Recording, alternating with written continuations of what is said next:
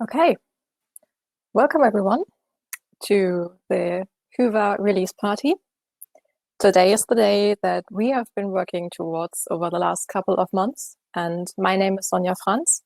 I'm the marketing manager at Integernet, and I have the big pleasure to be your host today. Today, we have quite the lineup. This party is fueled by some of those enthusiastic minds of the Magento sphere. And I'm sure we'll get to hear some interesting ideas from these folks tonight, or this morning, whatever your time zone is. I'll introduce them to you right before their talks come up. And as the main partner and co-creator of Whova, Integernet proudly sponsors this event. We have a bunch of people from our team here tonight who either want to present or listen or engage with you. And you are currently here in the main session. If you're able to see me, then you're here in the main session.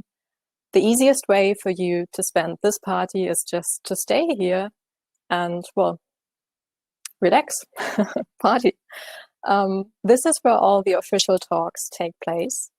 And if you stay here, you won't miss any announcement. But you can always go exploring if you fancy. For example, you can switch to another session. We have set up a session for German and for Dutch folks if they want to talk in their own language. And while this main session is moderated, so you won't need to click on the button to share audio and video unless you're a speaker, the other sessions are open to anyone. So you can just go there, activate your microphone, your camera if you like, and start chatting. And you can also engage in sessions. For example, here on the main session, we have a chat that some of you have already discovered on the right-hand side of your screen. Or you can go to the Slido tab for a Q&A and enter your questions and also upvote other people's questions. Because a party is always much more enjoyable when you really engage in the fun. So please feel free to express yourself here and give us feedback. Really ask the questions that are still open. And let's see what answers we can get for you. And also, you can create your own sessions. We've opened this up, and if you go to the Session tab, you have the big blue button on the top, Create Your Own Session. So just like the best part of the party usually happens in the kitchen, you can create your own session, maybe call it kitchen or whatever else you like, and start a group chat there with anyone who wants to join. Apart from creating a session for a group chat, you can also meet others if you go to the networking tab. There you can have a quick video chat with someone else. That's time boxed to 3 minutes just to introduce yourself, get to know the other person, and, well, find someone new in the Magento sphere who, I don't know, is probably also interested in Whova. We expect that most of the questions that have come up today will be addressed by the speakers in their talks. And since our agenda is pretty packed, we will have a Q&A session scheduled for after the talks are through. So before Willem wraps it all up, we'll have a Q&A session then. Unless one of the speakers should be really fast, then we could grab one or two questions that came up in Slido Q&A and give them directly to the speaker right after their talk. And yeah, if you, for whatever reason, cannot stay until the Q&A session, never fear. We'll keep all the questions, we'll gather all the answers, and we'll have them all wrapped up nicely in a blog post following up the event. Also, we plan to record the event. That means the main session only. So if you go to the Dutch session and talk Dutch, we won't record that. But the main session, so all the talks by Ben, Willem, Vinay, Fabian, Peter Jaap, they will all be recorded. Yes. So then we had the question of when does the event actually end? Officially, we tried to have all the talks and the Q&A and Willem's wrap up at the end done by approximately 2 p.m. to 10 p.m. tonight for the German folks and Dutch folks, that is. But we have created this event to stay open longer. That means sometime, I think, 2 a.m. for CET.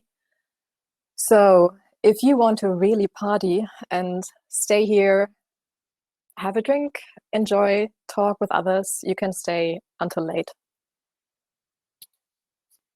If you should have any questions that are not about the topics of the talk, but about the platform or something of an organizational issue, please reach out to one of the moderators. You will see here in the chat already engaging probably Andreas and Ina, my colleagues from Integernet, and also I'll try to have a look out for you in between introducing our talk, our speakers. I've taken from the Code of Conduct of the Magento Association a few bullet points that are in a positive way trying to help you know how to behave today. Basically, we would like you to act like a decent human being. And if someone should not act like a decent human being, they may be muted or blocked by the moderators. We will not tolerate harmful behavior, but we very much encourage you to engage in discussions. Just do it in a decent human way. And with that, I would like you all to really enjoy this evening or morning, afternoon for you, the next 2 hours, and help me welcome Ben Marks. If you don't know Ben Marks yet, he is the Magento evangelist at Adobe. So one of the people who officially takes care of the Magento community. And he's also one of the board directors of the Magento Association that pledges to focus on activities that create mutual success and also to foster passion and innovation. And I guess that is what we are all here for. And so now, here it is. Get ready to get this party started. Then I'll add you. And now I'll take away my screen share and hand over to you. Okay. Hello, everyone.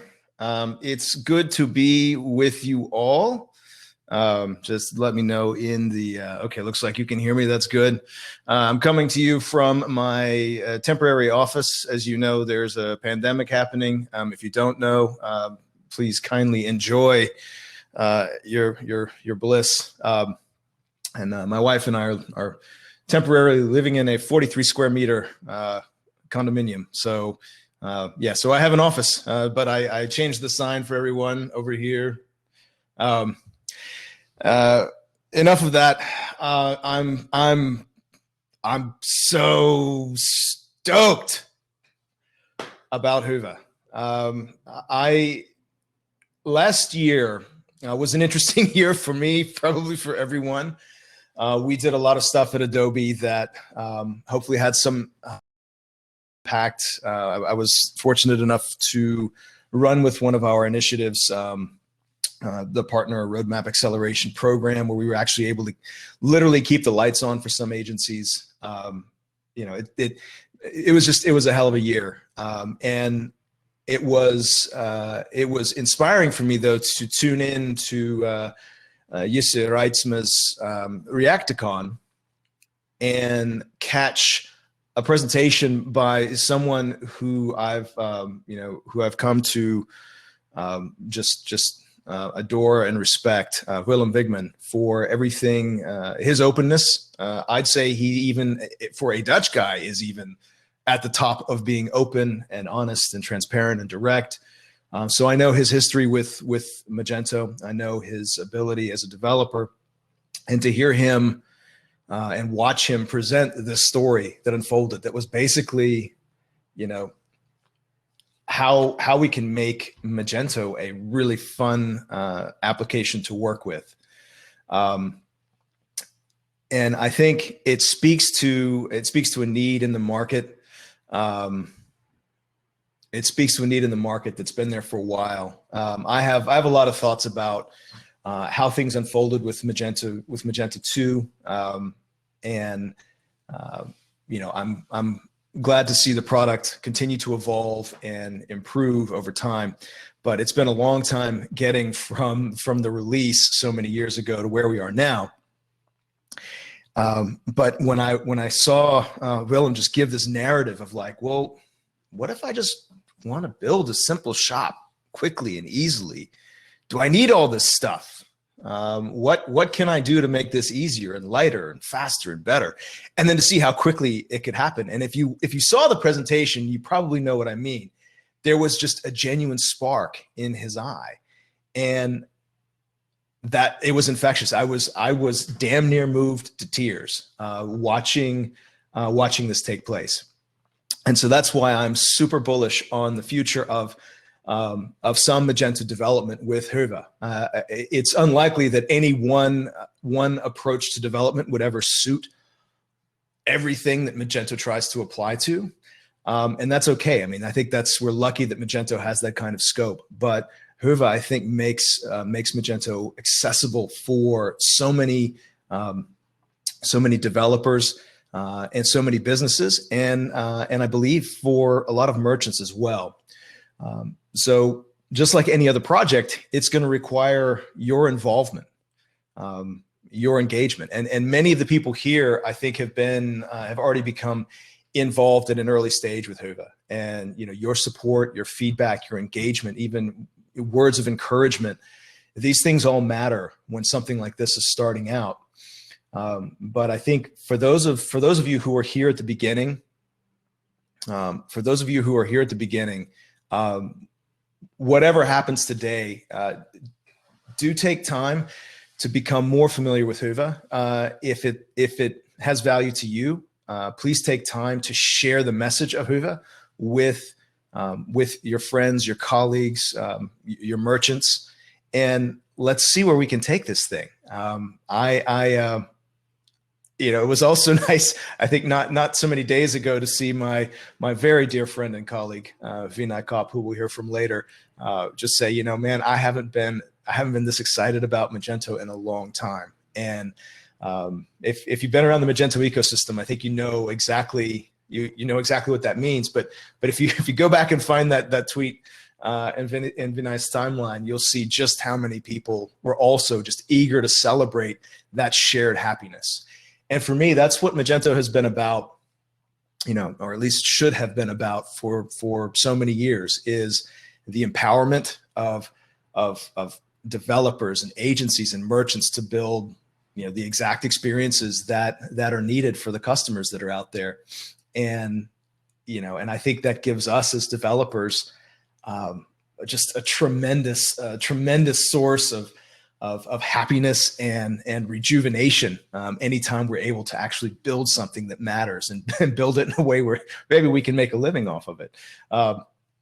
So I'm really excited to see where all of this goes. I really couldn't be happier about this latest development in the world of Magento, and I hope that you all will spend some time talking about Hyvä and celebrating the accomplishments so far, and participating in this Hyvä Magento ecosystem going forward. That's all I have to say. I think the rest of our speakers will have a lot more to say about it. Certainly much more meaningful if you're trying to get into the technical details. So I'll be around. You can always find me. You can always find me online to chat about things, and I'll be hanging out here for a little while as I kind of wrap up some work. So I will turn it back over to whomever I'm turning it over to, Frau Frank. Yes. Thank you so much, and I will see you all around. Thank you, Ben. When Willem told the team at IntegerNet about his little side project back in June 2020, I definitely didn't expect that it would lead to this a release party a few months later with some 200 people now watching. But then again, I probably should have known better from my experience of working with him. A person that announces to write a blog post then turns out to be some 30 pages long. So without further ado, welcome Willem Bigman, the inventor of Hyvä themes. Will you please join me? Yes, you will. Yes, Thank of course. Is my audio okay? She already left. I'll see it in the chat if it's not. Oh my God. How do I proceed from such an introduction? I love Ben so much. Those were the nicest words. Yeah, so let's share my screen and get started.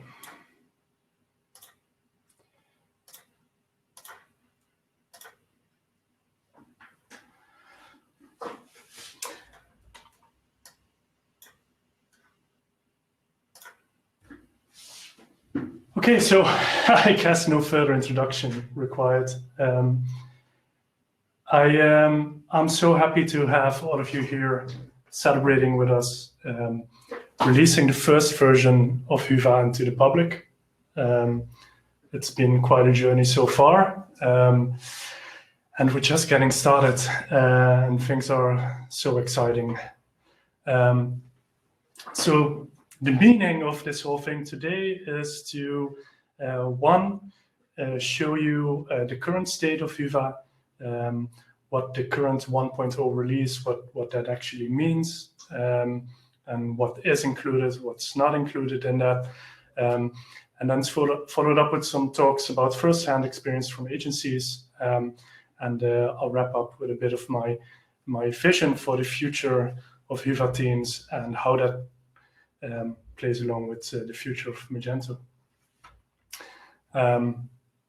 Here's the first screenshot from June after one day of work, the prototype of a homepage that I had that I sent to Fabian, celebrating my side project. So this was June. And in the meantime, we've rebuilt the whole front end.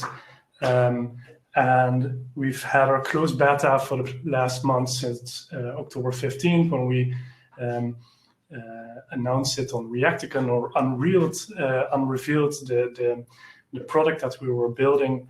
And by now, from the closed beta that we've had and what we've learned from the people that joined the closed beta and the agencies that are working with it, and the products that are being built, and the first products that are going live that are super fast, and Joris had developments had a lot of joy building it. The time to market is super short. Half of the time required to build a project, to build a front end, and it's all quite remarkable, even seeing this unveil myself. So what have we done? Well, I can say with confidence that we have great dev experience, extreme performance. We have a short time to market, and we're using everything that we love about Magento, and we removed everything that we didn't like, or which we considered too complex, and which was a huge burden to actually work with Magento, with Luma. And well, the result is something that is quickly to adopt. So developers get to speed developing with it quite fast. We see people within a week being productive. And it enables agencies to finally move forward again. We don't have to sit back and wait and see what the market does, and will Luma ever become better? Will PWA ever come to the point that we want to jump on that ship and finally start adapting to it? A lot of agencies have started with PWA, are actively doing it, and it's not a golden nugget. For some, it partly is, and for a lot, it's really not the solution that they're looking for. And I consider Hyvä a win-win-win. Developers are happy. Everyone that's worked with it so far is enthusiastic and excited. Merchants are happy because they get their stuff faster and they get a better product, and customers are happy because they get the fastest site ever built on Magento. And well, it's a general reaction from people that have been working with it. Enthusiasm. It's fun to work with, and who doesn't want to go to work and have fun and look forward to it in the morning? As I said, we have performance, maximum performance. Hyvä is a joy for everyone, even Google. We even have a live web shop being built on Hyvä that scores 100 points on all metrics in Google, and of course also in the core metrics that Google will use mainly starting May, starts to use the free Core Vitals to rank websites, and we score maximum score there as well. Well, all green results. And as we proclaimed in October, what we want to do is reduce the complexity and ship less code, and that's really the mantra, the credo that we live by, that Hyvä resembles. We want people to be able to adapt quicker, to work with Hyvä, to have a lower entry barrier for developers to get started with Magento using Hyvä. And the best results are achieved by reducing the amount of code that you ship to a browser. And that's the whole deal. We built a proper website with as least as much as possible code to get a page to your visitor. And we've developed tools and the base team in such a way that we stripped everything that we didn't need, and we didn't lose functionality. We have all the functionalities. Well, some are still, not everything is included in the first release. We'll get to that in a bit, but most of the functionalities from Core Magento we achieved to re-implement without shipping megabytes of JavaScript. So let's continue and look at the current state of Hyvä.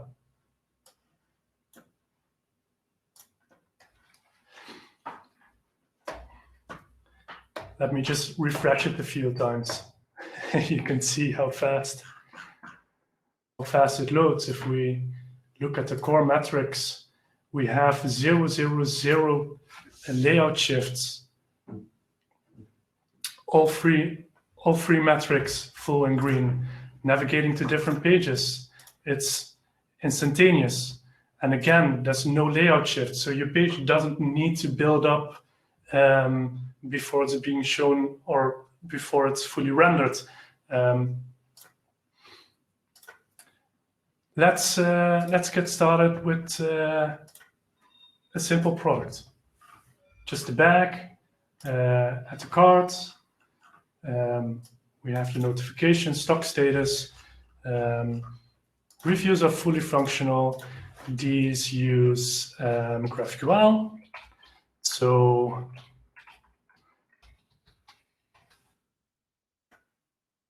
super fast, super simple to implement. So these kind of things we really like to leverage the power of GraphQL, where it doesn't involve loading the page. We do that as least as possible, but with these kind of transactions, it's super fast to transmit reviews. And we use it in the cart, for example. Let's jump to the cart page. You can see this is also pretty fast. The sliders are always rendered with GraphQL, which I'll explain another time, but it has a lot of advantage. Asynchronously loading product collections like a slider there, which we also do on the product page, which makes sure that the homepage doesn't need to build up a full collection of products that are invalidated in the cache very often. So these are all things that you probably already saw on the demo page that was live before today. We have configurable products.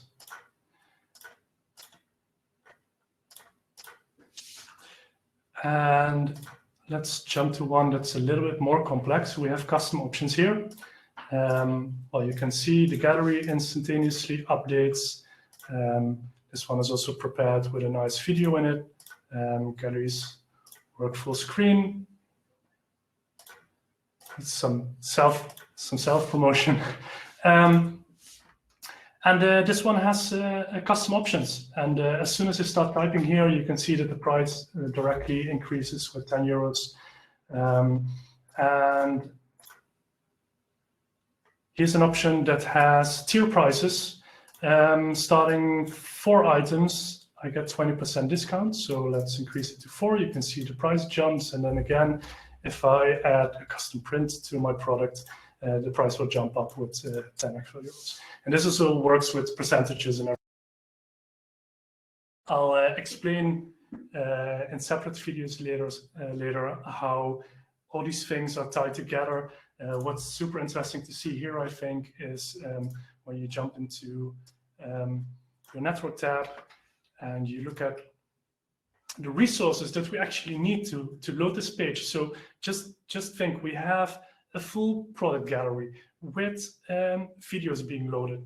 We have a configurable product with price logic, all of this, including adding to wishlist. I can show in a second. How much JavaScript do we need for this? Well, 26 kilobytes. There is 40 kilobytes of JavaScript on this page. There is 40 kilobytes of CSS on this page. And I've talked about this before, and I won't go into detail right now. And there will be lots more explanatory videos following up soon, how we achieve this and how you actually build your team with this, and well, showing everything that's behind this, how all the JavaScript elements are actually built and how they tie in with each other. We built all separate JavaScript components that talk to each other through events. So everything is decoupled. That helps us, excuse me. If we go into some more complicated product types, bundled products, they work the same way. We reuse a lot of the logic, like the price switching, toggling that happens here. So we have bundled products. They all work also with tier prices. It's not in this example, but and if we go to a group product, that also works with native validation. So hardly any JavaScript required. In this case, a little bit, because there's a special validation on 3 fields. So at least one of them needs to be more than 0. So let's add that to the cart as well. And let's check if I want to add something to the wish list. Of course, I need to log in. So here's my wish list, the product that I just added. You can see the custom options that I selected. The quantity is already there and the details. With this one, the same. I can go back and edit it. So we have fully functional wish lists. All the functionalities from Luma are also here. You can see the quantities filled in again. I can update it, set it to 2, add it back to the wish list, and I have 1 6-foot and 2 8-foot items. Share wish list, everything works. Also here, native validation, you need to have something here, valid email addresses. Nice. Addresses, customer areas, fully functional, except for this one error that I just saw. I'll find out later what that was. Order overview, downloadable products. That sales not completed yet, so otherwise you would be able to download the product here. well, my wish list we just saw. Reviews are here. So we have a fully functional customer account area. Downloadable products, same here, demo data. So in short, we have all product types implemented with all functionalities, including custom options and all the different product types. We have compare products, which has been contributed by More. The full functionality has been contributed by Dutch agency More, and it's well, these kind of things really excite me.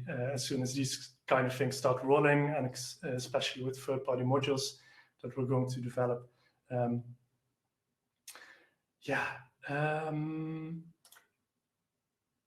So there's one more thing. This demo doesn't have our Whova checkout yet. I'll talk about the current state of that later. So what you can see here is when you go to checkout, it falls back to a Luma checkout, where you could also set a child team that has your own modifications to a Luma-based team to start your checkout. And that has the advantage that you can still use all the shipping methods and payment methods that currently work with Luma. You could also use one-step checkout, for example. And right now, that's the quickest way to get your full functional checkout on the road. But there's a few examples already out there of our React-based checkout, which is still work in process. So that's more or less what I have to show of the current state.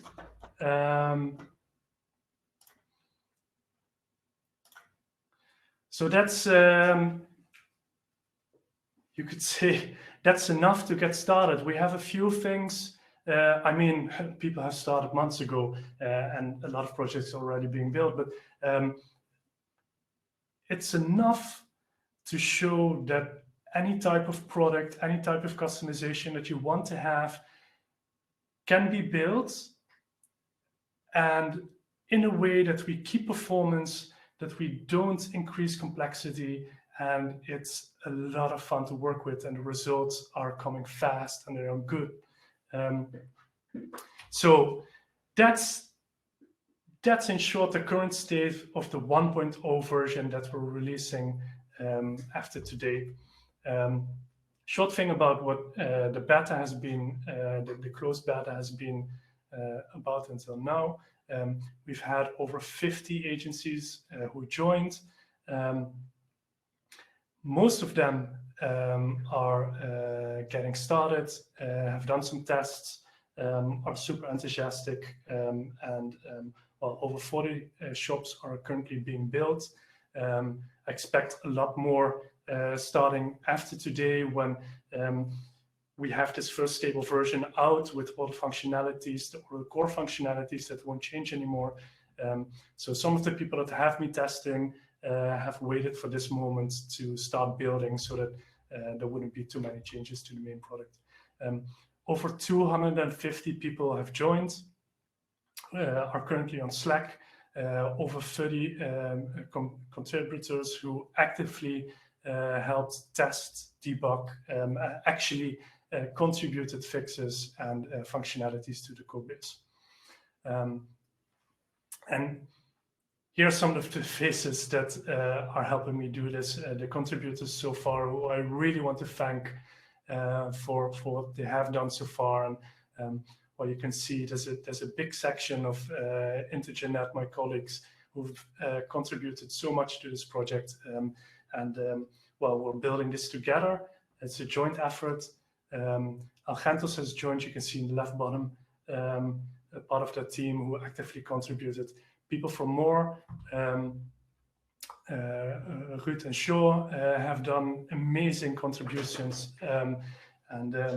Well, everyone on this slide, and there's people who contributed in other ways, but at this moment, I just want to show appreciation and thank you so much for helping me get to this point of this 1.0 release. So one of the most asked questions, what about third-party extensions? So we have a few. We have 8 projects being built at IntegerNet, and all of them have some modules already made compatible, which we will port over to the main Riva code base. Other agencies have been working on that. We have enough code samples laying around for several third-party modules that we will clean up and put into a joint repository where we can all benefit from the collaboration, and we'll make compatibility modules. So that means you still buy or download an extension that used to be only for Luma, and we add a layer on top of that that only replaces the HTML, CSS, JavaScript, and we make only that front-end part compatible. And in our experience, we've seen with all the examples so far that it's very doable to make modules compatible, and we'll build out this library of compatible modules. And that's one of the first things that we're going to focus on now, is just build out that library so that a lot of functionalities will be available out of the box. But if you're technically adept, if you're an agency or a developer that knows his way around the front end, it's really not going to be that much of a problem to refactor modules. If you're in doubt of this, or if you think it will cost you too much time, just wait a little bit. We'll publish an extension list publicly, which modules we already made compatible.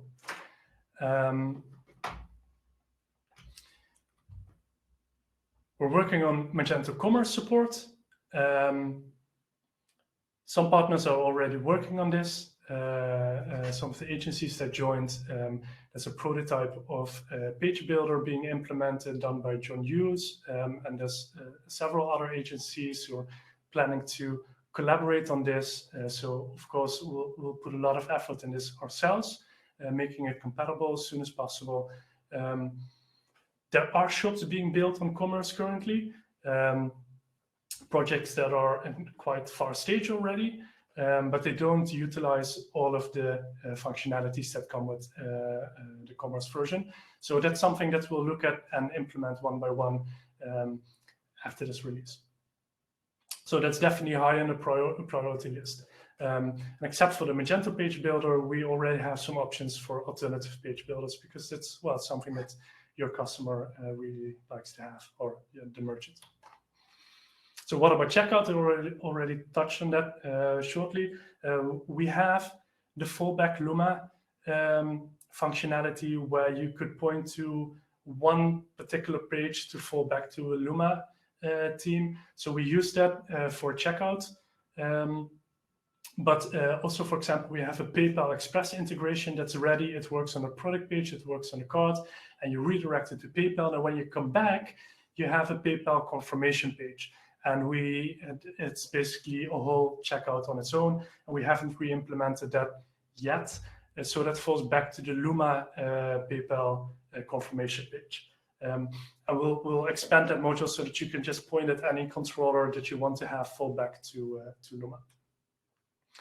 And as I said, it also works with Luma-based checkouts like one-step checkout, or the one from HeadWorks, or name it. So there's options there, and currently it's maybe the fastest way, if you're not familiar with React yet, to get a checkout done. Then we have our own effort, open source React checkout that we're building. It's more or less a toolkit that you can use to build your own checkout. It's a bit in a rough stage still. It lacks some documentation, but there's a big rebuild coming on. We have our friend Rajiv K. who is working on a full refactor, which is a really a piece of art. He built it up in such a extendable way, and so clear that it's much easier to to tune it to your needs. So there's a big new version coming up. There's documentation coming up. I really want to give a big shout out to Rajiv. I know you're watching right now. Thanks so much. We're going to do a shared screencast talking about the React checkout, Rajiv and me, somewhere in the next 2 weeks, where we go through how the checkout works and how you need to get started and what the current state is and what we still need to do. But if you go to the developer branch on GitHub, there's a version that currently contains also the shipping and the payment methods. Well, it's a work in progress, but it looks very promising. Hopefully we can get that within 2 to 4 weeks. We can get the first polished version out for that, so you can start using that in production as well. Availability. Next Monday, so now that we have the 1.0 version, next Monday we're going to start fulfilling the pre-orders that we've got from the since the 15th of October. We'll contact the pre-orderers personally next Monday and reach out to them. After all those are fulfilled, we start handling the orders that come in starting today. So you can go to Hyvä.io, place your order.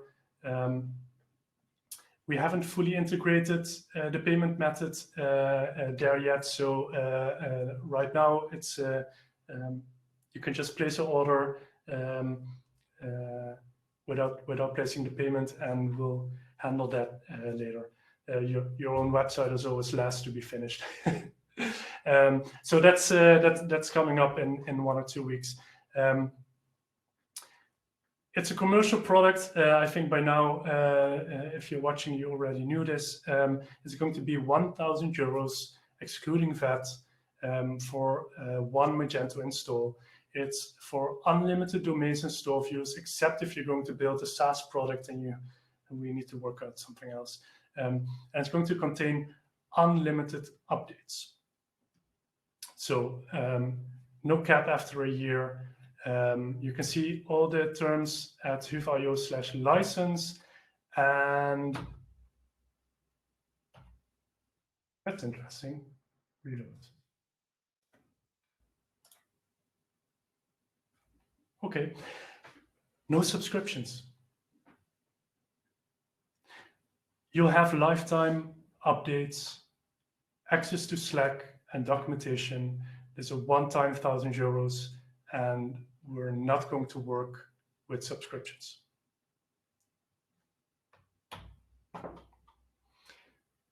To recap the roadmap, we're going to build out the commerce features and third-party extensions. Those will have the highest priority. We'll keep you updated on all the social media channels and our newsletter, where we are with this. We'll keep a public list of the third-party extensions that are compatible. And then the third thing is, and what I'm most excited about, this whole thing, the whole Hyvä frontend is built in a way that we can do what Tailwind UI does, which is we can offer a library with ready-to-use components, HTML files that you can just browse through, copy it to your team, and it just works. So you have choice between menus, product galleries, different layouts, callouts for content pages, and so on. And that's really the point where we want to go with this. So that's going to be the next step. And then I want to end with a final note, which for me personally is important. For me, Magento equals PHP. It's the PHP, the openness of the PHP community, and being a PHP developer, being a Magento developer means something to me. We're part of this family that has been together for some of us over 10 years. And we love to build our websites with PHP, HTML. We love the pureness of a website and not so much of an app. And the world is spread with Magento developers like us who love the web in its purest form. And Hyvä shall remain a PHP frontend from Magento. And we're going to keep doing this. And even at the point where Magento moves to a place where it's nothing more than APIs and the front-end app, we're going to keep doing this together, and it will be awesome. So go to Hyvä.io, and we'll keep that up to date over the next week. If we got your interest, pre-order, and we'll get in touch next week, and join the revolution and start having fun building with Magento.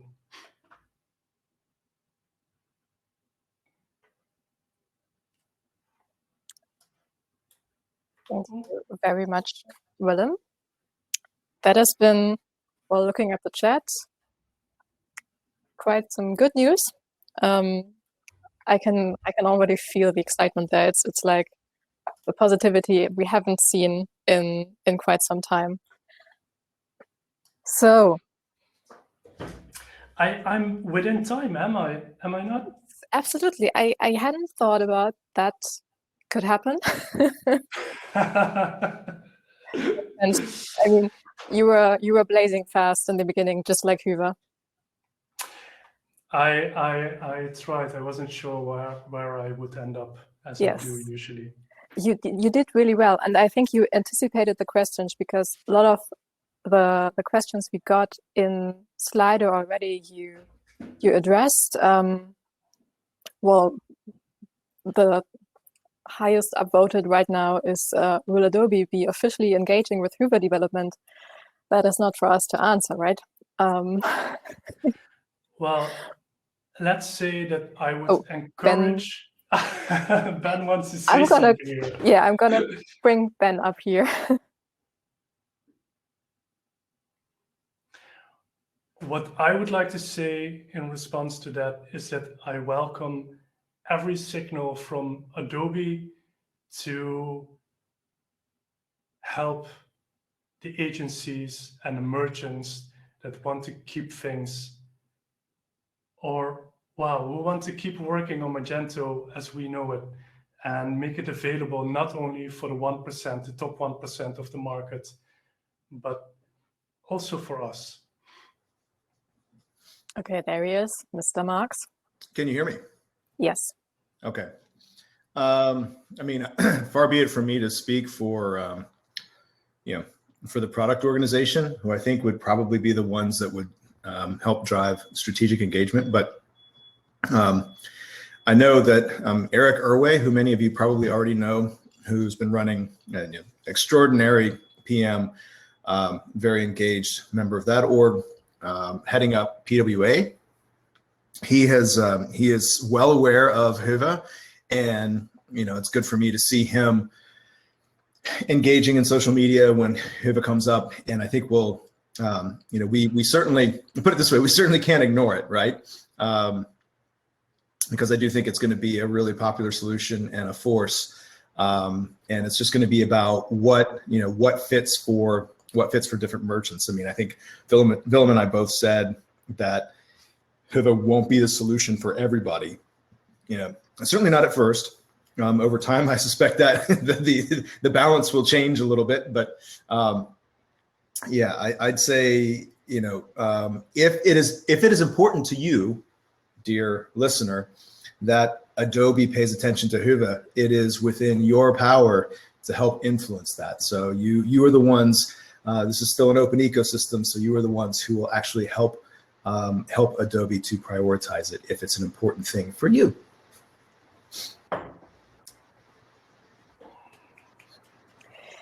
Yes. Well, you can do your part and go to Twitter and use the hashtag Hyvä. That's with HYVA, not without the dots, so easier for English keywords.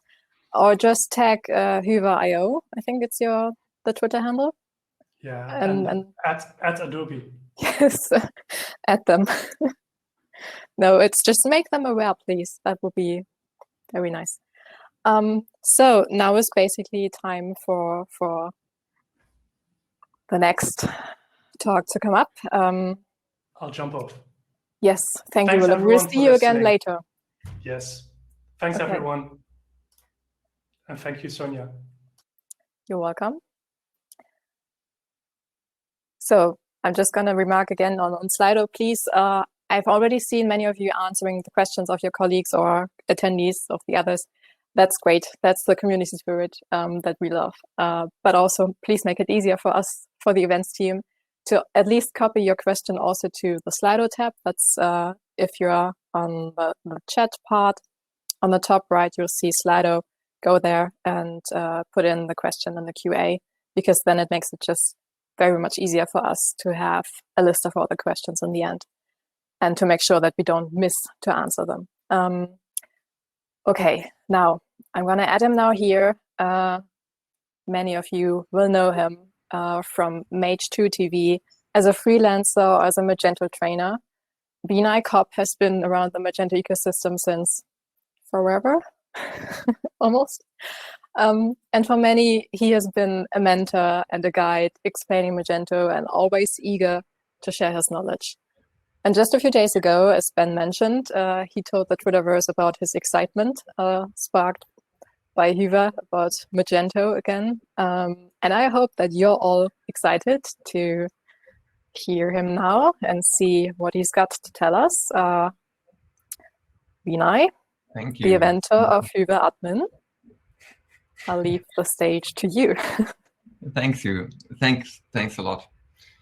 Oh man, that was quite a talk from Willem. I'm really impressed. No subscription? That's new. Wow, that's amazing. And I'm really honored to be here, to be able to, play a small part in this. This is really amazing. And yeah, so thank you. And I feel blessed to be here in this exciting time of Magento again, right? Somebody was writing in the chat just, it feels like 2009, and it kind of does. It's really cool. I feel 10 years younger. Anyway, enough talking. Let me share my screen and tell you a little bit about Hyvä Admin. So I want to share this screen here. Oh, wait. This here. Okay.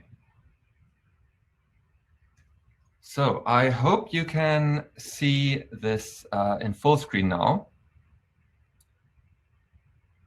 I'll just go out of full screen again so I can see your answers. I had a few issues with, okay, so that seemed to be working. I had a few issues with presenting recently. So this time I'm not going to switch between applications. I'm just going to stay in the slide deck and hope everything will work. So Hyvä Admin, or hopefully better way to build grids and forms. So this is like a small side project to the main Hyvä revolution, right? So first, I would like to answer why. And that's easy to answer. I felt pretty bogged down and frustrated by the UI components because they're really, for me at least, they're really cumbersome to work with. I feel, slow both in how they look in the UI, but also developing.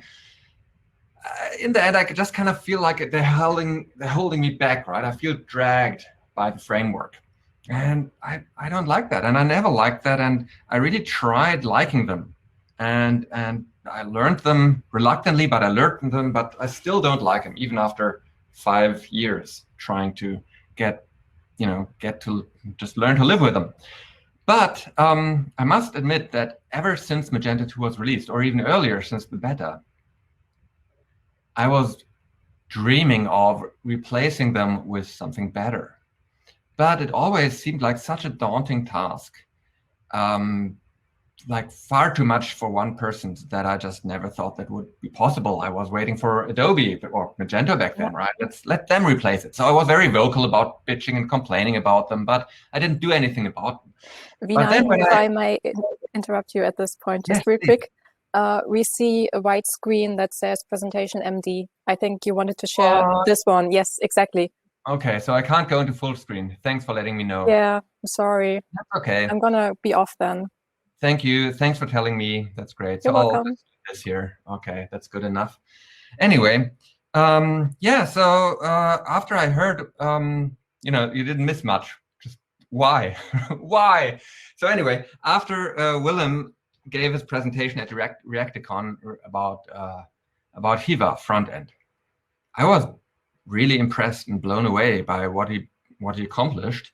So I talked to him afterwards, and he encouraged me to maybe try. So that's how I started working on this little side project here. Again, it's much smaller in scope than the front end work, and I don't think it's by far as essential. But I'm glad it might play a little part of it, because I'm not a front end developer. I'm a back end developer, and I've been avoiding doing front end work a lot, mainly because of less and require JS and knockout and underscore. Whatever, you know what I'm talking about, I hope.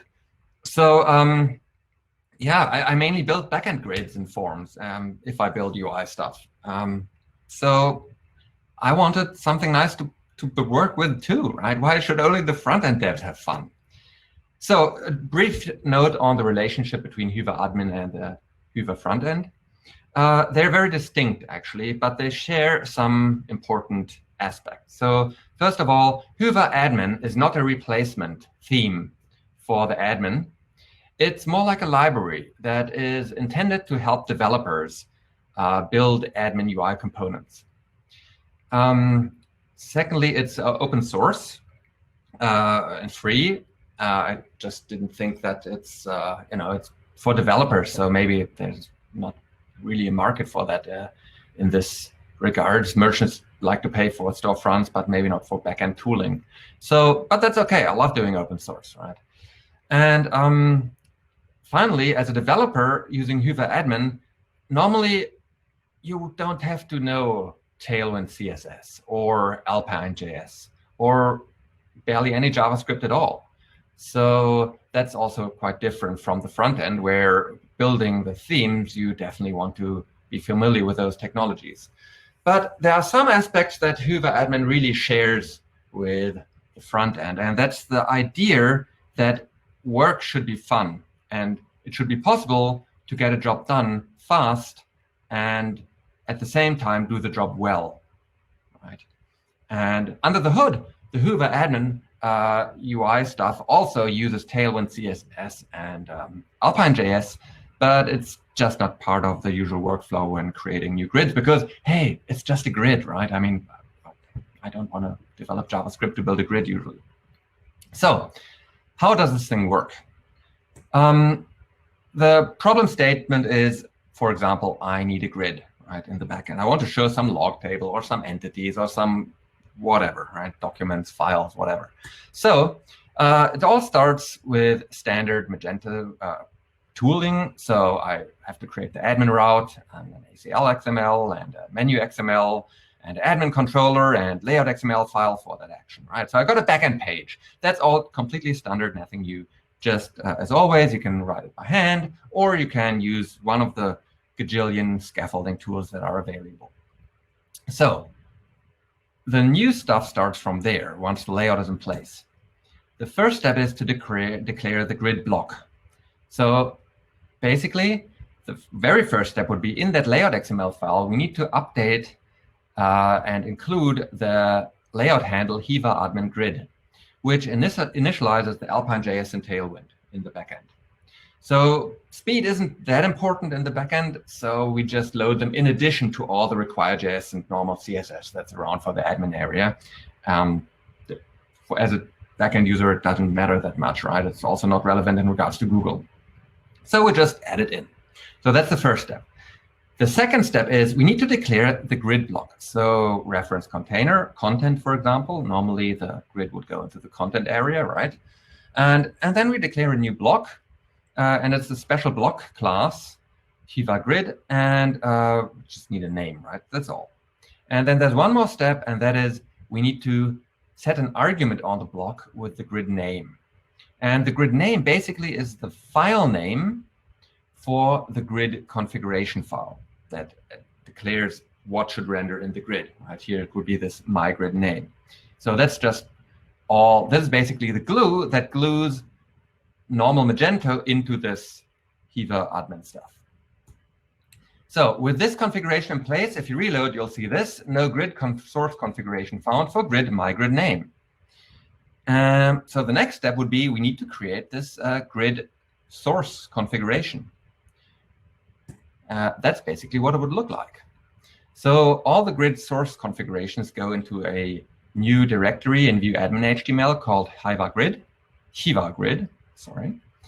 And for example, if I've got a collection, right, because I maybe already wrote that because I'm serving these entities through the API or whatever, I'll just specify my collection class name there as a grid source collection. And that's it. We got a grid. This is an example with the CMS page grid collection. And with the built-in entities in Magento, normally they have many, many fields, right? Here you have to scroll to the right quite a few pages to see all the columns that get rendered, because by default it renders all columns. With custom entities, I found quite often there's nothing else I have to do. In simple cases, that's literally 3 lines of code and I'm done. But maybe I don't have a collection, right? Maybe I've got a repository. So that's another way this can be used. We can specify a getList method, repository list method. It was kind of awkward choosing a name for that node, but that felt like the most descriptive name I could come up with. And the idea is it's simply a class and a method, and that method has to take a search criteria instance and return a search results instance. And that's it, right? It doesn't technically have to be a real repository. It just has to be a method that has that signature. Take a search criteria, return a result. Okay, or because in many cases that's still overkill, right? If I just got some files in a directory or something, I can also create an array provider. That's a class that implements a very simple interface that's part of Hiva admin. It just has a single method that returns the grid data as an array, as a nested array, and that's it. So that's super easy and simple to do. Those are the 3 currently provided array source types: collections, repositories, and just plain arrays. More will be coming. I know there are people working on a CSV file array provider, and database table array provider. That's actually pretty much done. I just still want to wait putting it in there because it's not quite. I might want to add ability to join stuff and so on. But anyway, there's that's all I've actually needed so far. So there's that. Anyway, what makes the column list?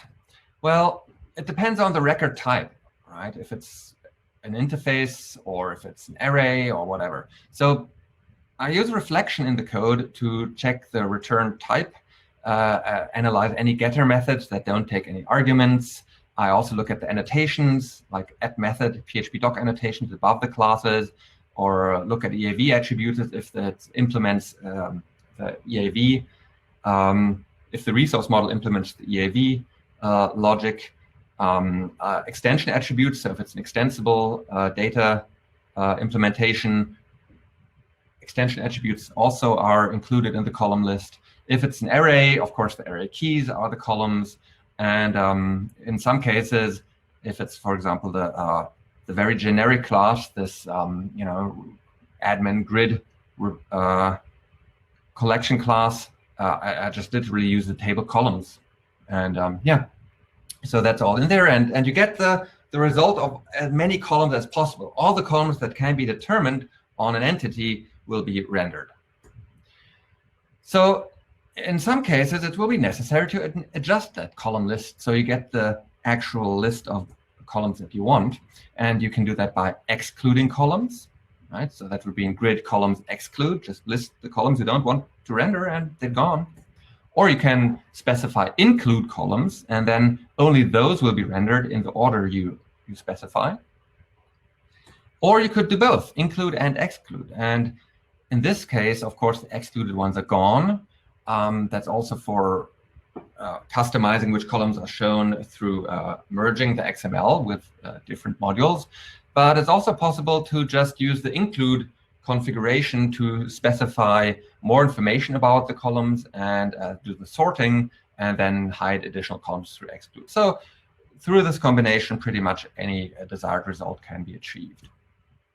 And then we can add some more features to the grid, like add actions. That would be rendered in the rightmost column, right? The actions column. One or more actions can be rendered there. We can specify where it should link, any arguments that should be passed along with the link, like if you want to reorder orders or whatever, that's all in there. And we can tune it further. We can specify column types if we have special rendering needs, custom templates, custom column types, default sorting, paging, mass actions, filters, buttons, etc. So anything we need. What's really important, at least for me, is to enable IDE auto-completion and XSD validation for the XML. That helps a lot, right? Hopefully you're using that through the nice tooling that's included with PHP Storm plugin to generate the XML URN map. Also in VS Code it works, so that helps a lot. That way, the documentation almost isn't needed, right? You just start typing a tag, hit Control Space, and you just see what's available, and it's pretty self-explanatory writing these grid files, and that's how it should be. But there's also documentation, and thanks for Jisse, just happened to merge a small PR from him today, so I'm very happy to include him here. Jisse is everywhere, which is awesome. Everybody needs more Jisse. So yeah, we have documentation. There's an overview with a walkthrough and a description of the steps to take to build a grid. But there's also an API reference documenting the events and the XML API and the PHP classes that you might want to implement if you want to create custom column types and so on. So it's completely documented, and that's all there. You can find it in the repository in the doc folder. Yeah, so the current status, the grid API is stable. Any changes will be added in a backward compatible manner. It's already used in production. And yeah, I'm really happy to include any further feedback that comes. So new features will be added, but in a backward compatible manner for the grids. What's next is, in no specific order here, form support. That's what I'm working on currently. That's my personal next biggest desire. So I have a just as easy or almost as easy way to create backend forms. There's a PR currently being worked on for XML and CSV export. Thanks to Andreas Pointner there. I really appreciate that. That's great. So that's probably in, I don't know, a few days that'll be in. I'm also working on this event system to do client-side customization through JavaScript. That's still in the planning phases, but definitely coming. And maybe there are other UI components coming. During the hackathon, Fabian Schmengler asked about tabs and so on. So we'll see about that. So it's definitely alive and moving forward. And originally, my idea was to have grids and forms. So that's coming. Quick shout out there. Forms, I feel really inspired by Symfony Forms. Of course, it won't be quite what Symfony Forms is because we don't have Doctrine. But yeah, anyway, that's definitely one of the points of inspiration there. And oh yeah, just while I'm at it, the grids were definitely inspired by the Oro platform grids, which are pretty awesome too. So that's a big part of it. Yeah, big part of it. Okay, so it's on GitHub. You can see that there in the Hiva themes organization under Magento 2 Hiva admin. Come, join the fun. Use it. Build what you want out of it. Right? It's really nice to see a collaboration happening there. And at least for me, making the backend fun to work with is definitely totally on track with what Hiva is doing for the front end. Yeah, so that's all. Questions later. Thanks. Oh, I think I have a slide for this. So questions, please, in Silo, as Sonja keeps reminding us. And yeah, thank you again for listening and for being interested in Hiva. And if you're a backend developer, maybe also Hiva admin. Thank you very much, Vinay. I think the biggest question was, can we see somewhere the Hiva admin already in real life. And as some have mentioned, there's already I think it's the dev dashboard that's been worked on at the latest hackathon already. So yeah, people are already putting it to good use. It's great. Yeah, it's nice. It's fun. So hope other people like it too. So let's build something great here. And that's something I didn't say in this presentation. What really impressed me the most about what Willem did was the idea that we, as the community around Magento, don't have to wait for Adobe to build what we need. We just can do it ourselves, right? Isn't it great? That's really exciting to me. Okay, thank you. Brings power to the people, right? Power to the people. Thank you. Thank you very much. Okay, so taking a breath right now. We've learned and heard a lot about the technology so far already. So now it's time to see how it all plays out in the real world, the e-commerce projects. And we've brought to you today, I hope I pronounce it correctly, Peter Jaap Blackmer. We'll see if he is going to correct me in a second. Who is the CTO and co-founder of Elgentos, an agency from the Netherlands. And he was one of the first to put Hoover themes to use in project. And Peter Jaap, what does an early adopter like you say about Hoover? Yeah, we'll see. Well, thanks for having me. Yes, it was pronounced correctly. So I'll see if I can start my presentation here. That looks all right. I'm going to leave you now.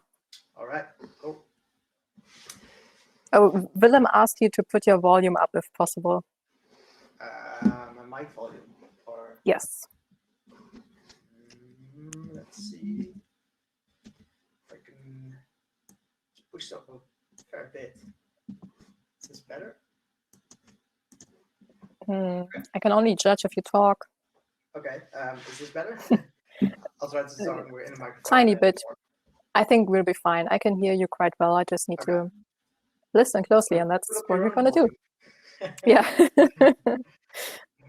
All right. So I even brought my own little clicky thingy just to make this feel like a bit more like an actual presentation when I see you guys. So it's weird looking at my own presentation. So let's give it a go.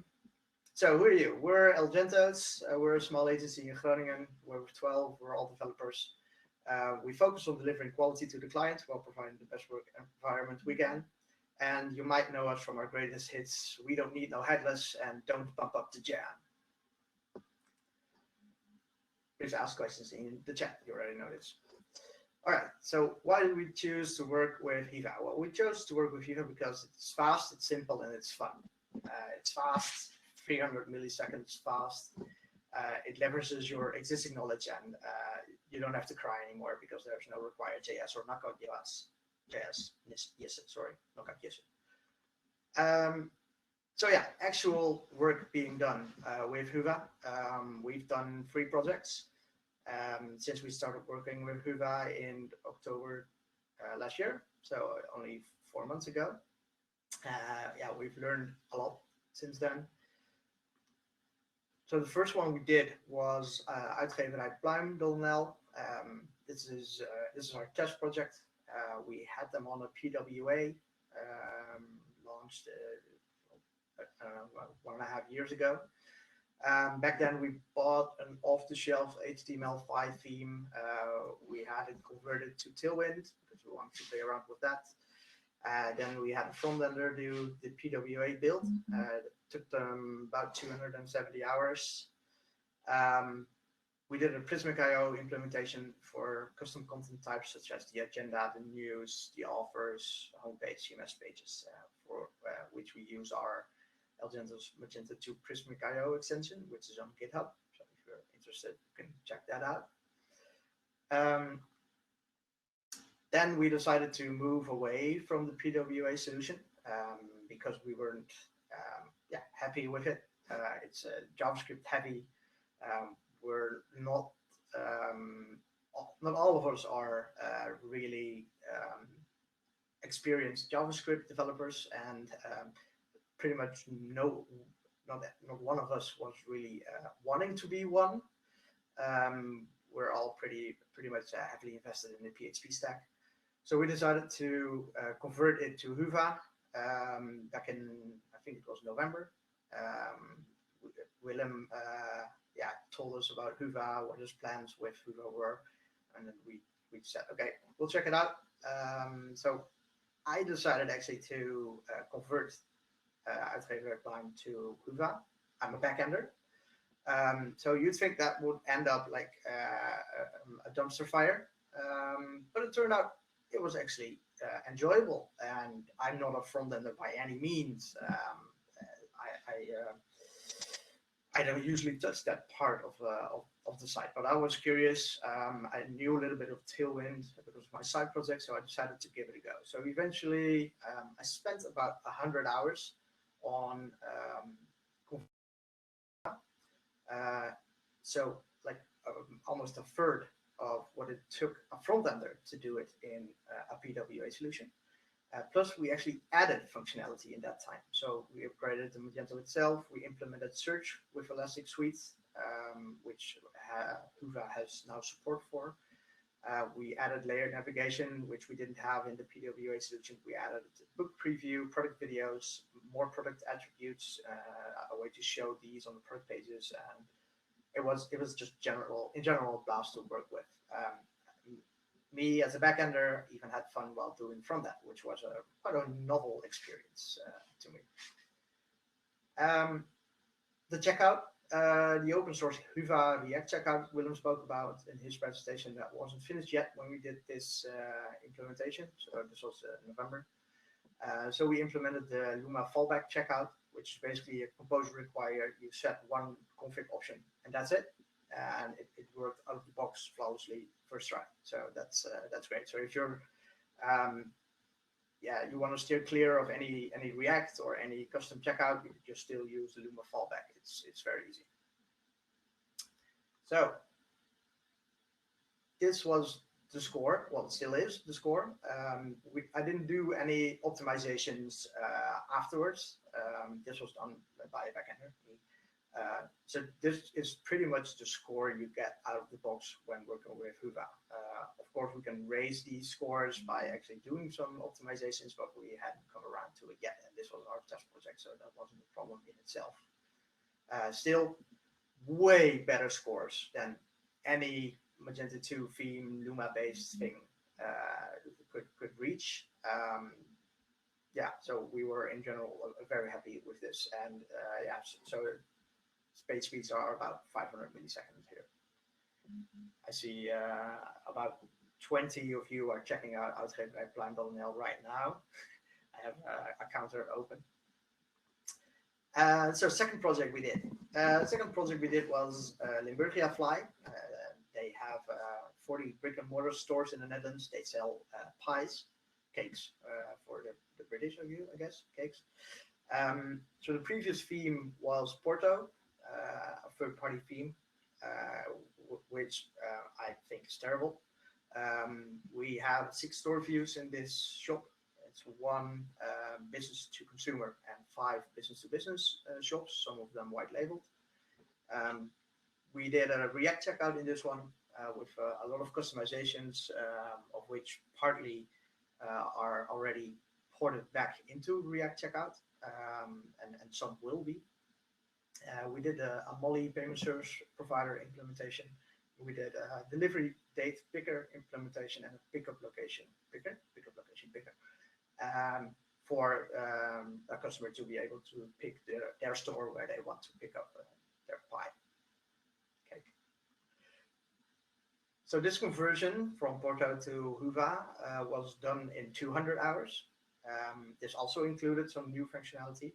We made a bunch of improvements in the store locator. We did a completely new redesign. We implemented a more intuitive UX for product options, like choosing the slicing, the pie size, all that kind of stuff. We improved the ordering flow for B2B clients, and our preliminary results show a 6% increase in both orders and order values on the business to consumer side. this was, of course, after a bit of optimization, but this was the score we're now getting on limburgiafly.nl. So it's almost 100, 4 times 100. We were at 4 times 100, but sometimes you have to do a little bit implementation which suffers the score a little bit. But still, great result. And then altogether, we were extremely happy with this project. So this is a little screenshot of the checkout where we, and to the right, you can see the page speed inside field data. So this is not the Lighthouse lab data. This is actual field data gathered by Google itself.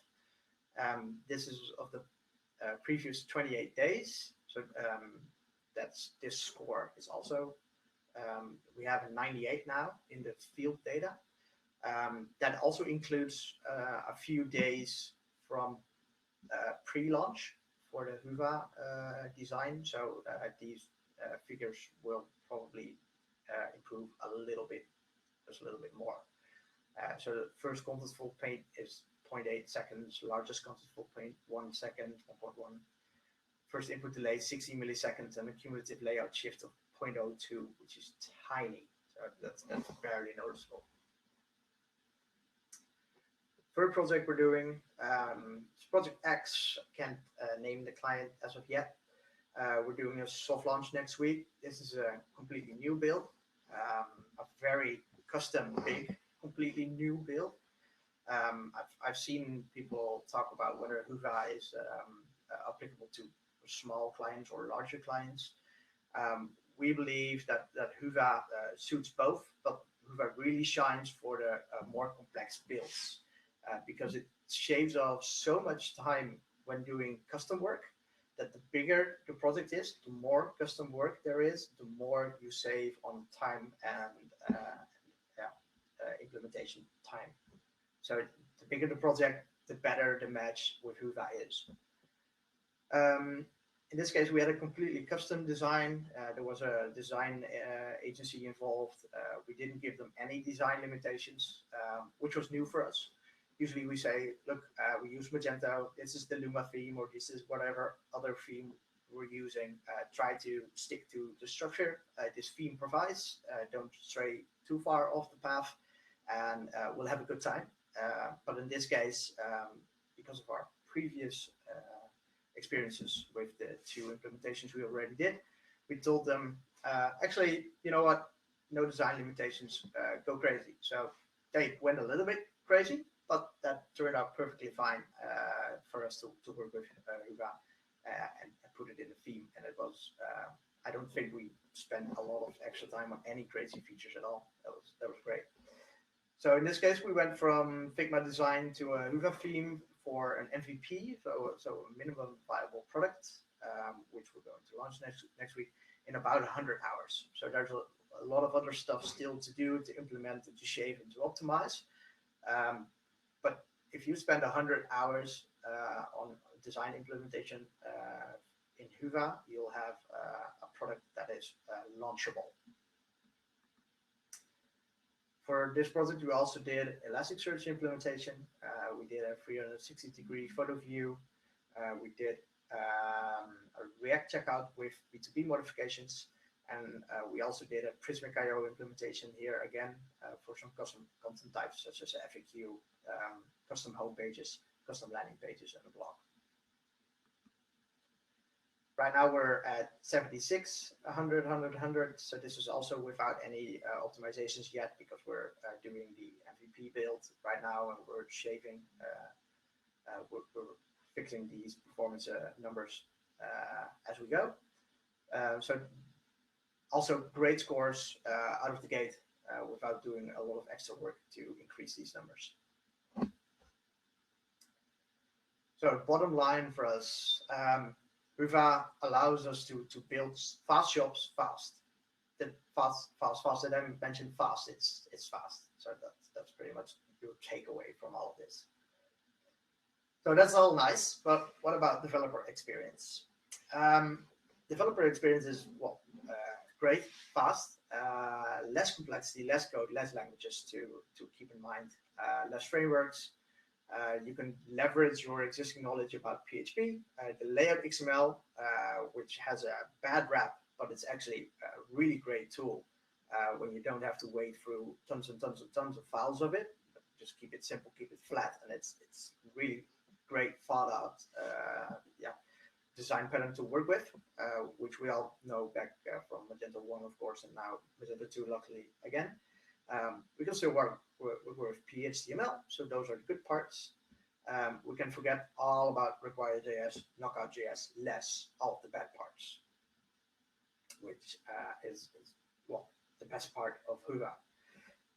The CSS is written using Tailwind CSS, utilitarian CSS framework. You write it in Post CSS, which is very similar to Sass. Actually, with the uitgeverij Pluim conversion we did was a Sass build, and we only had to change like 2 small things to make it work with the Post CSS build step in Tailwind itself. Another great addition is that we can now purge CSS. So it'll check the code base for any used classes, and classes it couldn't find in the code base. It just removes it from the CSS entirely, so that leaves you with a tiny, tiny CSS file. Part 2 for the developer experience, all the JavaScript is written using Alpine.js, so also no jQuery. Of course, you can always add it back in, but that would kind of defeat the purpose. Alpine.js is a really slim micro JS framework. It's really smart, thought out. There's a lot of great documentation on it, and it's a pleasure to work with.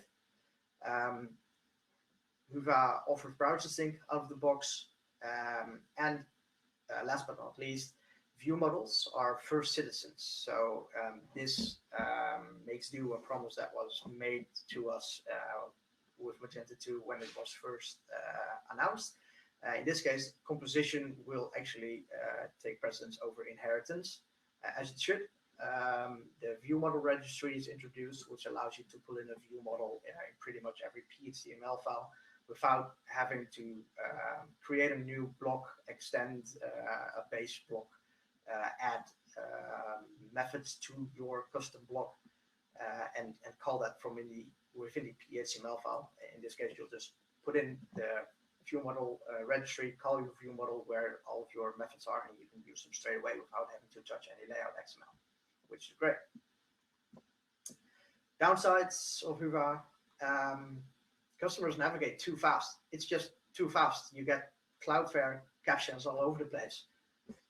All the Cloudflare always thinks you're a robot, so you have to do a lot of captions. Get ready for that, or your customers do. No, just kidding. As far as we're concerned, there aren't any downsides to Huva at all. So what Willem also addressed in his presentation is that there are a lot of developers who are curious about how it will work with existing extensions. And although it's a valid concern, it's not a big deal.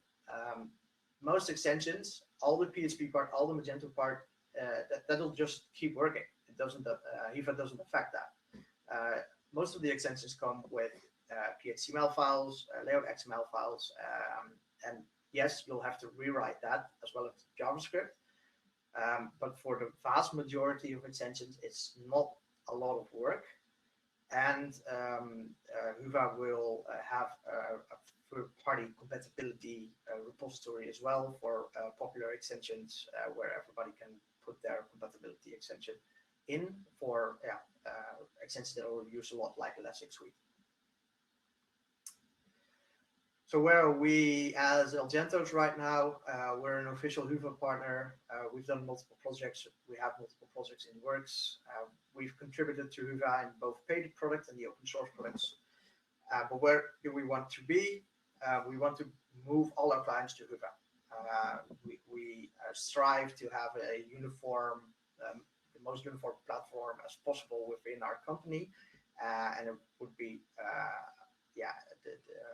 a really good thing for us to have it all on Huva, so we have a single uniform platform to work on. We want to be an ambassador for a product, because we think it's great and it's brought a lot of joy back to front-end work while working with Magento 2. And we want to be further involved in the development of Whova-related products and compatibility modules, as I just mentioned. Thanks. You can contact me if you have any questions. We'll probably go through a few questions right now as well. You can contact me at my email address on @PTApp at pretty much every social network. LinkedIn, the Whova Slack, the Mage Chat Slack, the Magento Slack, and the Magento Community Engineering Slack. Big thanks to Internet for hosting, helping with the development of Whova, and of course Whova, by which I mean Willem, obviously, for creating this great product and giving us a lot of joy back in the Magento front network. Question time. Yes, absolutely. You are fast. I mean, it's no surprise to you, right?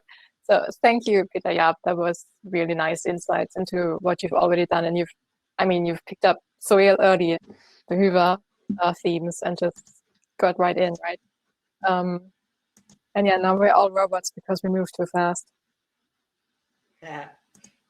So let me All right. quick look at what kind of questions we have right for you. Someone asked about the 360 images. What did you use for that? We used the Magic 360 toolbox, but we only used actually their plain JavaScript implementation, and we wrapped Alpine JS and Whova around it. Mm-hmm. So we just used a tiny part of their product actually. Okay. Yeah, I think the other questions were set before. Do you get 100 points on page speed without warming varnish? Yeah. Well, varnish doesn't really have an impact on the Lighthouse scores, since it just measures how the site is built. So I think in field data it might have some influence, but we haven't really seen that. Varnish is actually varnish is great, but in case of Whova, it's actually most of the time a micro optimization. Mm-hmm. So we go from 500 milliseconds to 300 milliseconds, I guess. So it does have impact, but it's not as big as you might think. Yeah. And there was a question of how much time you would usually spend on a customization of a front end, and maybe compare that to Whova. And I think Willem already answered for you, quoting you, that compared to Luma, it takes half the time for a project and a third of the time for PWA. Yeah, that's what we based on the work we've done. That's what we see right now for front end implementation. If Whova takes 100 hours, then a regular Magento theme implementation would have taken us 200, and a PWA implementation would have taken us 300 hours. Mm-hmm. If I got you correctly, then you said the bigger the project, the better the Whova match. Is that correct? Yeah. That's actually nice to hear, because it's often said that Whova is more for smaller clients or smaller projects. But apparently, according to your experience, it's not. No, because it's so easy to build customizations in Whova. It's you don't have to fight Require.js, so you don't have to fight Knockout.js, or you don't have to fight UI components. So it's quick and it's easy. So especially when you build large features in your Magento shop, which create large customizations, you're actually quicker with Whova than with the original Magento structure. Mm-hmm. Okay. A last question. Have you already done implementation of a third-party provider for a search, like Algolia or Tweakwise or something else? Oh yeah, Ion already. Elasticsearch? Okay, so yeah, well, that depends. Do you see Elasticsearch as a external? Well, Elasticsearch Depends on then. which version you're running. Sorry. So if you're running 2.3 with Huva, which isn't officially supported, but you can get it to work, which we did with Pluim, because yeah, we weren't running on 2.4 back then. So we tweaked Huva to work with 2.3, and we did an Elasticsearch implementation there, and Elastic Suite. So yes, we did that. I think stuff like what's it called? DoFinder, Tweakwise, Suker, you know, search engines like that. It's usually just a widget that you put in, and it'll fall open, so it'll overlay the website. So I don't think that's a really big implementation to do. Same thing with Algolia. Algolia pretty much replaces your category layout with their own JavaScript instant search widget. So those are fairly small implementations, and I think they're actually easier in Huva than they are in Luma, or no, not in Luma, because they're usually built for that, but for other third-party themes. Okay. So since I promised it was the last question, I'm going to stick to that. But people are interested to hear if you saw any changes in search results or Systrix metrics or whatever else you use to get KPIs on the search engine optimization. And I'm going to just invite you to go into the chat and go on there and answer the questions. And well, thank you very much for your talk. And no problem. Thanks for having me. A pleasure. Bye. And now, folks, you can adjust your volume again to my voice. And Fabian, who's up next. Hey, I hope I'm going to be louder. You are at least louder than me. At least it Oh, seems no, that was not the intention. Just louder than it really have. Okay. May I give you an introduction or introduce you to the rest first, please? So you can see here the audience. This is Fabian Schwingler, the one with the beard and the long hair, or the long beard and the hair. I don't know. He is the CTO at IntegerNet, and as a coworker, I may be biased, but Fabian is always a great source to get a well-considered opinion on development for topics and also on project management topics. So good to have him here to share his experience or insights of our team working with Huva themes on B2B and B2C projects. And that's all that I have to say to introduce you. I think that's do you want to share slides? Yes. Shall I just see that they're all up and running? Yeah, stay there until it works. So I don't see it, but yeah. apparently I share. I see them. Yep, me looks too good. now. Bye-bye. Okay, bye-bye, thank you. Yeah, thanks for the nice introduction again. And experience with Huva projects, that's what I'm going to talk about as well. But first, I want to start with a little bit of history. Well, in 2015, we started with Magento 2, and quickly we learned that the Magento 2 frontend was not that good. And of course, we had to deal with it and got used to it a bit. But 2 years later, we had realized that it was not going to get better. And that was the year where the e-commerce PWA solutions popped out. And we were really excited about that. We became advocates for PWA, and here are some slides of a talk that I did 2 years ago, describing our journey towards PWA in e-commerce. And as an early partner of DT, and we really liked their vision and eagerly waited for their release and a matching project to start with it. But then actually, when the release came out, we were quite disappointed. I don't want to go much into detail here or bash any other solution, but it didn't work out that well as we hoped. And still, we thought that the default Magento frontend was not going to be the solution for us, so we evaluated alternatives. And there was a new project coming up where that would have been a good fit. We tried out Deity again, Vue Storefront, Scandi PWA, PW Studio, you name it.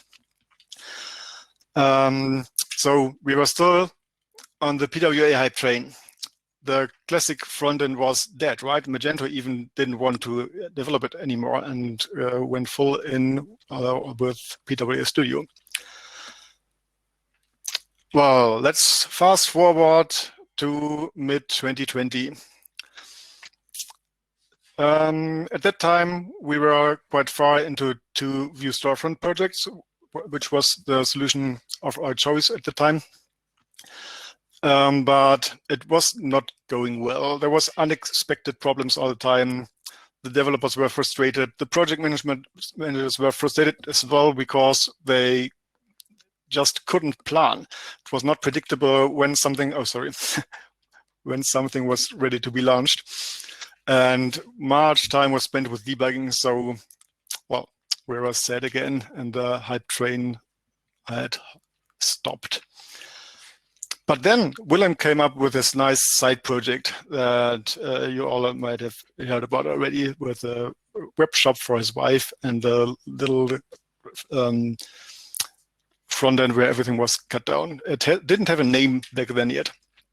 And I was quite intrigued how it would turn out, but didn't realize yet what an impact it could have. Then luckily a small project came up, or a rather small project for us, that seemed a perfect fit because they didn't have much expectations from how it should look like. It was a closed B2B shop, and Willem said, let me pitch you my Tailwind theme for this project. And he built a prototype within 2 days, and we loved it.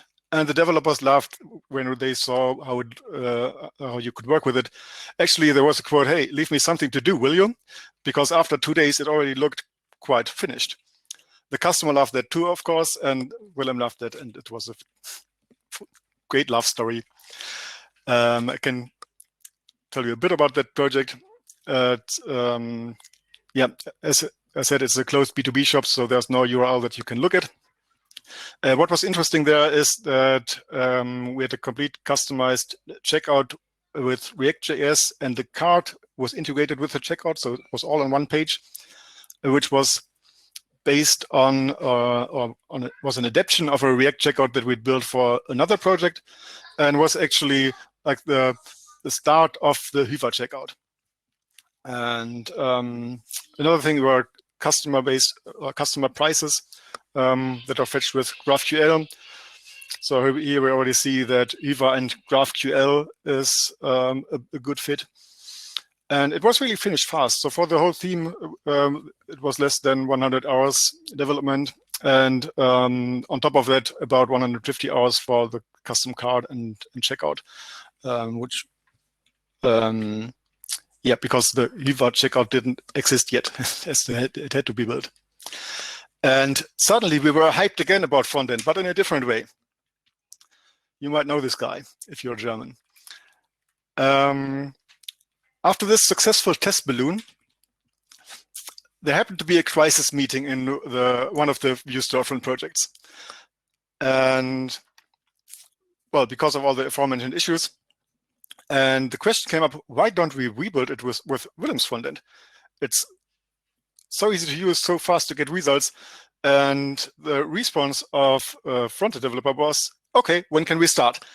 They were so eager to get rid of Vue Storefront and start with something that actually is fun to develop. And we took that risk. I mean, we already worked 9 months or so on this project and sunk a lot of hours into that front end. But it was still not predictable when it would be done. And with Hyvä, it was at least predictable. Maybe in the sum, it was a bit more work, but then we had something that was also more maintainable in the future for us. And yeah, suddenly the project was predictable. 2 weeks later, the customer has got the first version to actually see how it would look like and click around. There was a project plan until the end of the year that worked quite well. And the developers were happy, the project manager was happy. And that was a quite interesting project because it has all kind of product types and custom options. So it also drove the feature coverage of Hyva. It also includes a React product designer. So again, like with the checkout, we see if things get very complex because lots of state handling, we go for a different technology. Then React.js or maybe Vue.js is a really great choice. But that's for parts of the site, for specific components, not for everything. Luckily, this product designer already existed in Magento 1 and was portable from there first to Vue Storefront, then to Hyva with little changes in the API. And here as well, we used the Luma checkout to keep all the integrations of payment providers and so on, and get done quickly with the project. And after all, we rebuilt that front end in less than half of the time that the Vue Storefront front end was, well, not finished. In October, if we go a few months back again, there was an unexpected turn in the second Vue Storefront project. This one was supposed to be more simple. Not all the different product types and so on, less features, not much design requirements, basically a default Vue Storefront with some adjustments. But still, it was in a state of almost done for weeks. And we were never able to give a release date. It's always, we said, well, okay, we're almost done. It's just a few bugs. And then the customer came with a new bug. And it was totally unpredictable how much days the developers would spend on working out those bugs. And at that point in October, the client didn't want to launch before Christmas anymore because it got too close. And so we thought, well, wait, we have more than 2 months time. That should be enough for Hyva. Scratch it, we're moving. And that was quite a relief for everyone. And well, about this project, I can't say that much special. There was customizing the menu widgets for the homepage, PayPal Plus integration, but that was more an issue with PWA than it was with Hyva. And it's actually launching next week. Maybe some experience from this project with Vue Storefront. It was like this, that random updates tended to break everything. And of course, with Hyva in this alpha and early beta stage, we also had constant updates, and it took some time to incorporate them. But first, they were predicted, and it's not a finished product yet. And second, they were much easier to handle, and yeah, it was plannable again. Then I've collected some quotes from our developers about Hyva, because I didn't work much on the front end, so I let those speak for themselves. I cannot believe that it took five years of stagnation and 3 years waiting for PWA Studio until someone finally broke the chains of front-end development. It's such a relief, and it makes you wonder why it took so long and until someone just did it. And then using Hyva in the first project was an indescribable relief. Many approaches die in their complexity. Hyva does not. It is encapsulated, extendable, and at most it is simple. Everything we developers love. And the backend devs have something good to say as well. Hiva is relatively straightforward. This is a blessing. Or creating a third-party compatibility module for Hiva in little time and low effort is amazing. So now all of us have come into touch with Hiva at some point, and it's just fun again to work with. Where are we today? We have 2 shops live. One was a migration, one was built from scratch. Those were the 2 we showed you before. We have 2 almost finished. One was a migration, one a redesign of a Magento 2 shop. 4 in active development, 4 migrations actually again. And for 2021, at least 5 already in the pipeline. We won't ever start a new project or a redesign again without Hiva. And now it's time to party. And maybe for some questions, and my colleague Ina may assist me here with questions about the project management.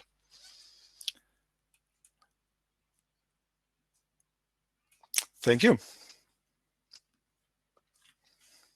Thank you very much, Fabian, for the truth. Nothing but the truth. Yeah, Guido, we said party, so Ina joins us. Hello, Ina. There. Can you guys hear me? Yes. Yep. Perfect.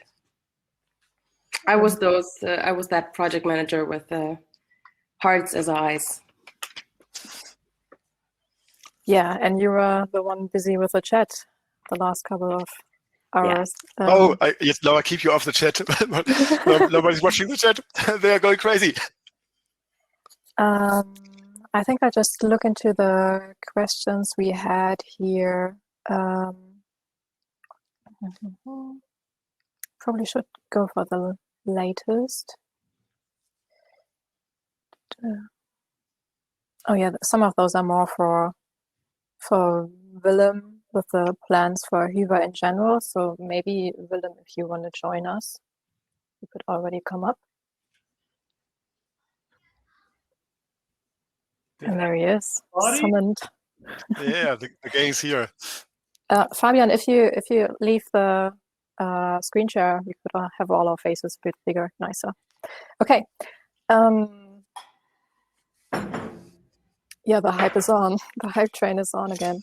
I did not want this to be a hype. Okay. Sorry. We've had so many hypes and they were all empty bubbles. This is not a hype. There's a question here for Fabian. How long did it take you to grow your beard? Exactly 1 pandemic. And you never know how long that's going to be. We'll see. Yes. Okay, so I'm a bit overwhelmed with all the questions. Most recent. Ina, how did you sell the approach to clients? Well, I guess the one thing is that clients normally don't decide that much on the technological approach or the solution that we go for. But I guess the fact that it's way more plannable sold them. And I guess our enthusiasm kind of jumped over to the client as well. Yep. Okay. It's certainly if you they experienced the project themselves with Vue Storefront, so they knew that something needed to happen. And exactly. Yeah. Yeah. There are questions for Willem. How long until the coming soon modules and planned modules are released? Timetable questions. Coming soon modules? Yeah, or the features and the feature metrics. That'll be updated next week. So okay. We'll have feature matrix online that shows exactly all the core features of Magento that have already been integrated, which are underway and which are either for a later time or scratched entirely. And the same goes for, we'll have a list of third-party modules, but that's really going to be a big effort that we're starting next week. Of course, we have made a lot of modules compatible, but it's a different thing doing it in a project than making it proper for general usage. But that's something that we're going to go full force on starting next week. Yeah, and I guess as most people know, with working agile, you can't really say that it's going to be done on that date exactly. So, well, we're going to make it a bit interactive. We make compatible in which order. That's going to be more or less a priority list of, I guess, a voting mechanism. So we'll have a public list of what we're planning to do, and we'll also bring all the agencies and developers in contact and make them discuss together. If someone's working on something, that is not double work being done, so that if it's being developed somewhere, that's being contributed into the main product. And that's going to be a major part of the speed in which we can increase the development speed even more if we work together and we share our efforts in making modules compatible. The faster we're on the road and accelerate development even further. Okay, there was one question about theme updates being included in the one-time price. I think that was a yes we had earlier.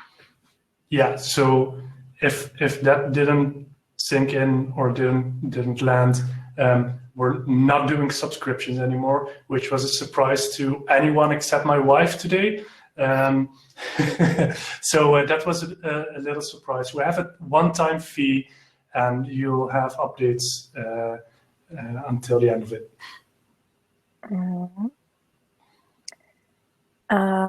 Any future plans for an Alpine.js-based checkout to avoid having multiple frameworks?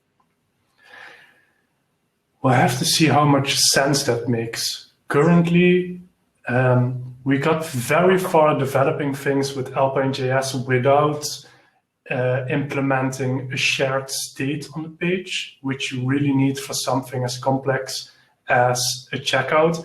And this is an area where a Vue or a React really shines in building somewhat of an application that has a shared state with an interactive UI, where it makes much more sense than when you're just showing product pages. So I'm not saying we're not going to do it. It seems much more feasible than a few months ago when we were fresh into this.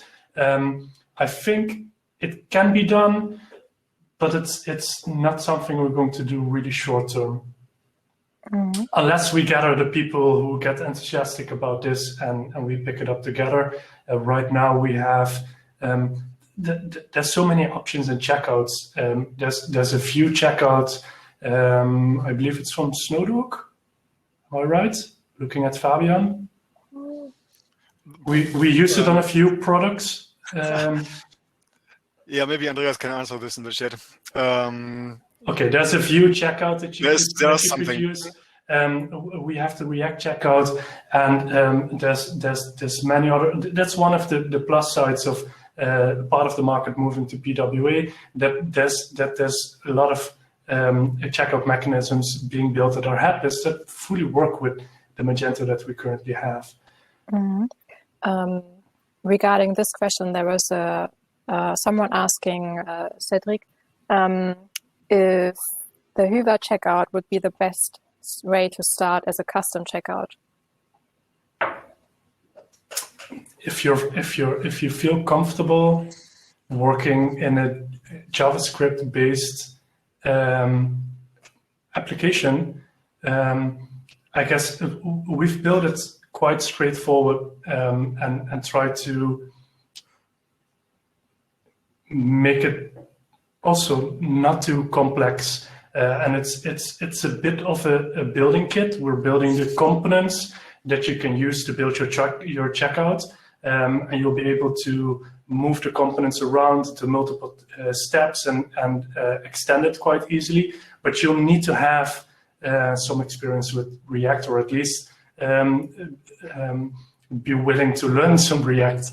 But that will evolve over the next months, because we're going to look at integrating some default payment methods. And I think currently we have some projects internally where we use React Checkout.